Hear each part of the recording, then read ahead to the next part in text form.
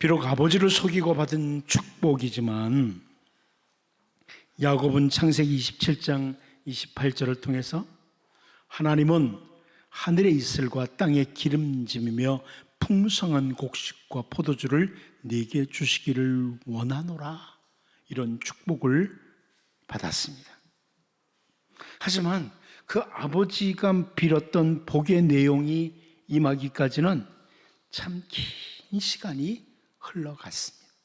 긴 시간이 흘러갔습니다. 요셉도 마찬가지입니다. 하나님이 주시는 그 비전이죠. 꿈을 꾸고 난 후에 했던 말 가운데 창세기 37장 9절을 보면 요셉이 다시 꿈을 꾸고 그의 형들에게 말하여 이르되 내가 또 꿈을 꾼즉 해와 달과 11별이 내게 절하더이다 하니라. 자, 이렇게 말을 했습니다. 하지만 그 이후에 요셉은 사실 험난한 시간들을 보내었고 긴 시간이 지난 후에 그 꿈이 현실로 이루어졌습니다. 다윗도 마찬가지입니다.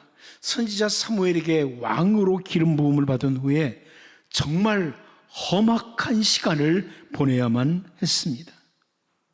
이 사람들에게는 하나님께서 이루어 주시는 그 시간까지 기다림의 시간이 있었습니다. 기다림의 시간들. 여러분은 무엇을 기다리고 사십니까? 누구를 기다리고 이 세상에 살아가십니까? 뭘 기다리세요? 무엇을 기다리고 삽니까? 혹시 세상 사람들처럼 죽음에도 볕들 날이 있겠지, 이렇게 기다리는 기다림은 아닙니까? 어느 유행가의 가사처럼 쨍하고 해뜰 날 돌아온단다, 기다리고 계시지는 않습니까?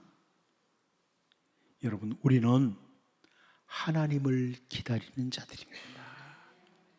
주 예수님을 기다리는 자들입니다. 이거 놓치지 마십시오. 우리는 언제나 하나님을 기다리고 주 예수님을 기다립니다. 선지자 이사야를 통해서 이사야 30장 18절에서 이렇게 말씀하십니다. 그러나 여호와께서 기다리시나니 이는 너희에게 은혜를 베풀려 하시며 일어나시니 이는 너희를 긍휼히 여기려 하심이라. 대저 여호와는 정의의 하나님이시라. 그를 기다리는 자마다 복이 있도다. 여러분, 하나님도 우리를 기다리시고 우리는 하나님을 기다리는 자들입니다. 하나님께서도 우리에게 은혜를 베푸시기 위해서 기다리시지만 우리들도 하나님을 기다리며 살아갈 때 참된 복을 가진 자라는 선포입니다. 하박국 1장을 통해서 선지자 하박국은 그 시대를 바라보면서 안타까움과 함께 하나님께 질문을 던졌습니다. 하나님께서 갈대아 사람들, 바빌론 사람들을 일으키셔서 그 백성들을 올바로 잡아가시겠다 말씀을 하시니까 선지자 하박국이 하박국 1장 17절에서 그가 그물을 떨고는 계속하여 여러 나라를 무자비하게 멸망시키는 것이 옳으니까, 이렇게 질문을 했습니다. 그리고 이제 오늘 본문에서 하나님을 기다리는 겁니다. 하나님을 기다리는 겁니다. 구약학자들은 이 선지자 하박국의 기다리는 자세가 반항적인 자세라기보다는 올바른 기다림의 자세라고 평가를 합니다.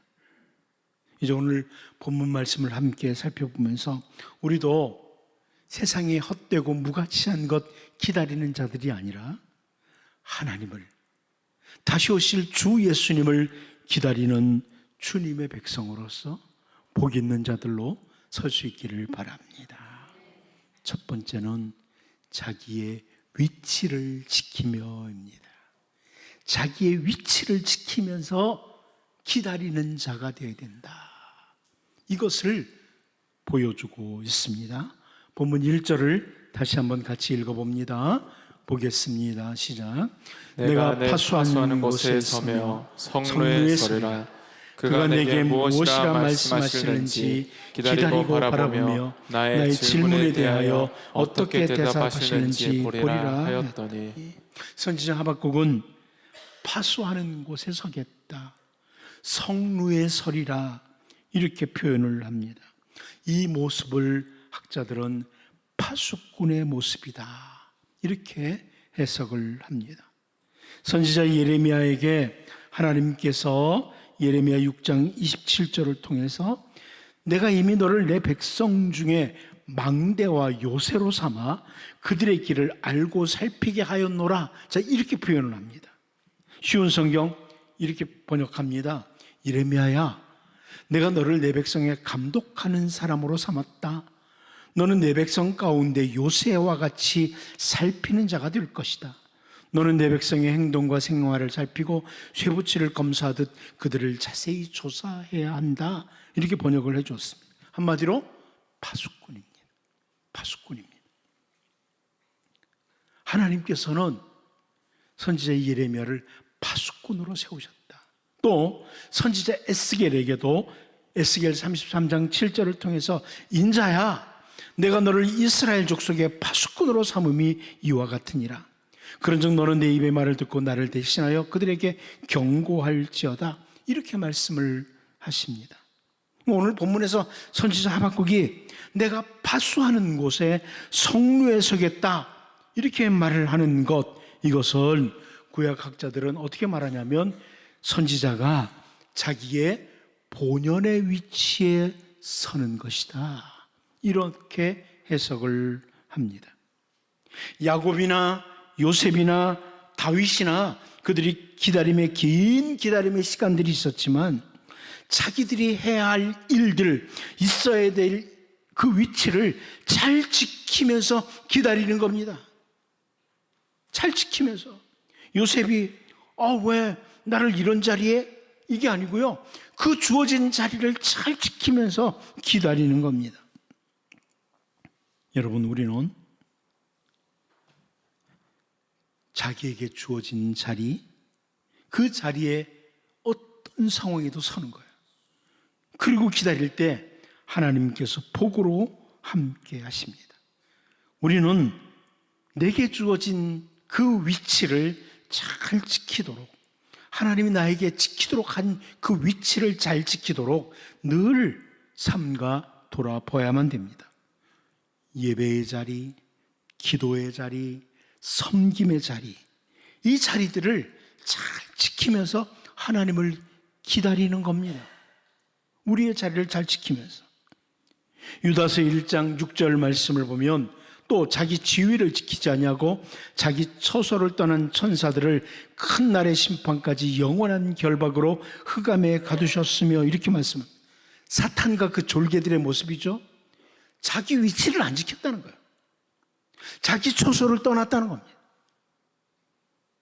여러분, 우리는 하나님 기다리고 있습니다. 주 예수님을 기다립니다. 하나님께서, 우리 주 예수님께서 나에게 어느 자리에 있기를 원하는지, 내가 언제나 예배의 자리에서 발견되기를 원한다. 나는 너를 기도하는 자리에서 발견하기를 원한다. 나는 네가 섬기는 자리에서 발견되기를 원한다. 이렇게 말씀하시는 것 기억하고 우리의 위치를 잘 지키면서 하나님을, 주 예수님을 기다리는 귀한 주님의 백성으로 하나님의 복이 임하기를 바랍니다.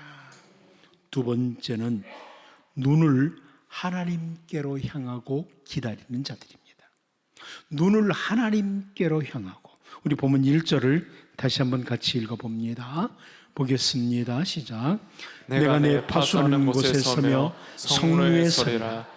그가 내게 무엇이라 말씀하시는지 기다리고 바라보며 나의 질문에 대하여 어떻게 대답하시는지 보리라 하였더니.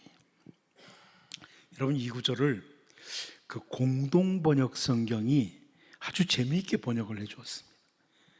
내가 던진 질문에 무슨 말로 대답하시는지 내 초소에 버티고 서서 기다려보리라. 눈에 불을 켜고 망대에 서서 기다려보리라 하였더니, 이렇게 번역을 해주었습니다.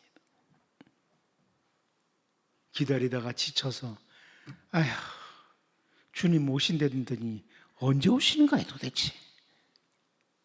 흐리멍텅한 눈으로, 졸린 눈으로 주님을 기다리는 것이 아니라, 여러분 잘 아는 손영한 목사님, 먼 하늘 이상한 구름만 떠도 행여나 내 주님 오시는가에, 그런 자세. 주님 이 시간에도 오실 수 있습니다. 하나님 바라보면서 하나님께서 행하실 일들을 기대하면서 기다린다는 겁니다. 여러분 솔직히 점검해 보십시오. 다시 오실 주님 기다리십니까? 기다리십니까? 그렇게 기다리셔도 되겠습니까? 그 다음은 왜 대답을 안 하시죠? 그렇게 기다리셔도 괜찮겠습니까?